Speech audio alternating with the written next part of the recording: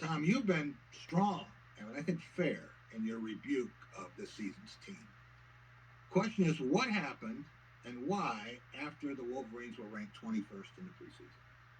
You know how bad those Michigan teams were, the Brian Ellerby teams, and early Tommy Amaker teams, late Yeah. '90s. They didn't have much talent. I guess they had LaBelle Blanchard, maybe B. Rob, a couple guys. Yeah. But I mean, this team had six kids who were top 100 players. Yeah. And that second half of that game, I said this on your radio show. I said it on You a did. few other podcasts.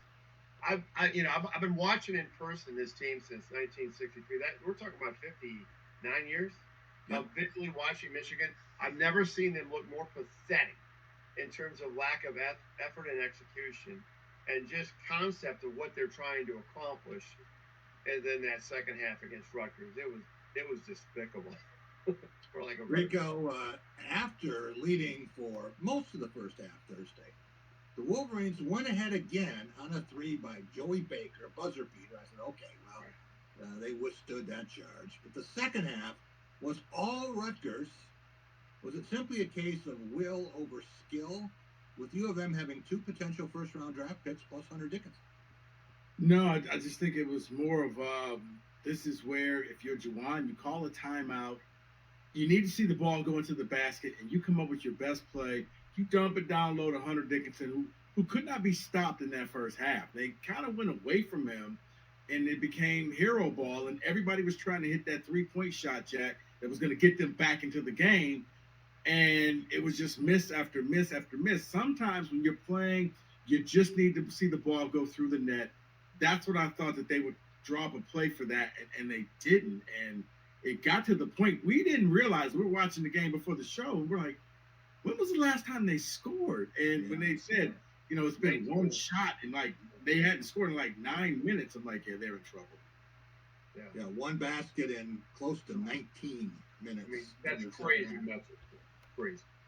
Tom, you were there for every agonizing error. How did the Scarlet Knights pull this upset, or wasn't it one? It was more. This was more on Michigan, and when you sit down courtside like we were sitting, you see things that sometimes you don't normally see, especially at Chrysler where the media is up in the rafters. They don't fundamentally. They don't come in the entry passes. They don't come to the ball. The guards were throwing to, instead of leading the Hunter Dickinson. They're throwing right in his chest. Jet Howard. We saw him not even box out a free throw. How his dad, the coach, didn't pull his butt off the court was still one of the more head scratching things. I mean, look at the stats there. It's just one guy. They had one guy doing all the scoring. Like Rico said, the hero ball thing came into play, and yet that defensively, they don't defend. I mean, it was just a bad game.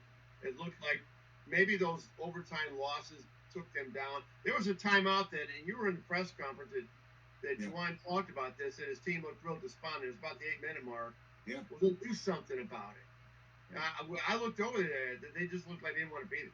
Well, Tom, I mean, the fact when I forgot who it was on Rutgers and shot the free throw, and Jet didn't box out, and they just rolled the lane, and it was like you saw the body language, like the team had just given up and said, you know what, today's not our day. That's fourth grade fundamentals right there. Ninth grade, Cameron Winter, and he's 6'2" if he stands on his toes, but he got that rebound. Rico, scanning a 32-game body of work, what was U of M's best game and their biggest pratfall? Their best game, Jack, I'm going to say 2. They swept Northwestern this year. Yeah. They beat them at Chrysler, and then they went to Northwestern, and they beat them there, which is something that no one else in the Big Ten, I don't think, can say. Right. That's probably the one, and I think, and then losing to Central Michigan is the reason why they're not in the tournament right now. Tom, let's take a look at Juwan's 4 seasons as head coach at his alma mater.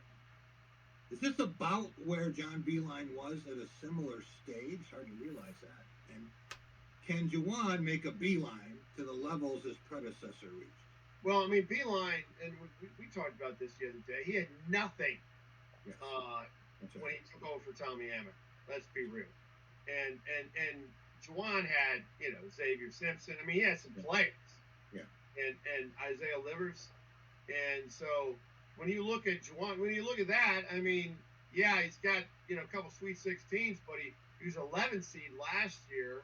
He missed the tournament this year, and the COVID year was great. That was terrific. A little bit different, crowds and stuff like that. Doesn't mean any less, but I mean it was a different situation. Let's just say that.